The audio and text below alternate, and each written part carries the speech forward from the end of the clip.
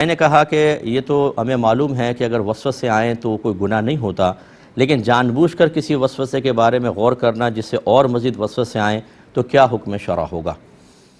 دیکھیں، آپ وسوسے سے مراد اگر یہ لے رہے ہیں کہ ایک گندہ خیال ذہن کے اندر آیا، ہمیں جھٹک دینا چاہیے تھا، اس کا آنا تو گناہ نہیں تھا، لیکن پھر ہم نے حصول لذت کے لیے اس کو بار بار ذہن میں لے کر آئے اور حصول لذت کا سلسلہ شروع ہو گیا، تو یقیناً یہ مکروہ ہے، باعث کراہت ہے، شریعت اس کو سخت ناپسندیدہ رکھے گی۔ وجہ اس کی یہ ہے کہ جب انسان کسی چیز پر تسلسل سے غور و تفکر کرتا ہے تو آہستہ آہستہ وہ چیز ہماری طبیعت میں سرایت کر جاتی ہے، یعنی گندگی پیدا ہوتی ہے، اور پھر ہمارے قلب میں کسی گناہ کے ارادے پیدا ہوتے ہیں۔ ابھی تو آنکھیں بند کر کے صرف آدمی سوچے گا، لیکن جب وہ طبیعت میں راسخ ہو جائے گا، باہر نکلے گا تو پھر عورتوں کو دیکھے گا، پھر دیکھنے کے بعد یہی وسوسے ذہن میں آئیں گے، پھر پریکٹیکل کرنے کو دل چاہے گا۔ تو اس لیے شریعت ہر اس چیز کو ابتداءً ہی منع کر دیتی ہے کہ جس پر اگر اولاً توجہ نہ کی جائے تو انتہاءً یا بقاءً یا بعد میں انسان کسی فزیکلی گناہ کے اندر مبتلا ہو جاتا ہے۔ اس لیے پوری طاقت کے ساتھ اس کو روکنا چاہیے۔ میری کتاب قرب الہی لے لیں،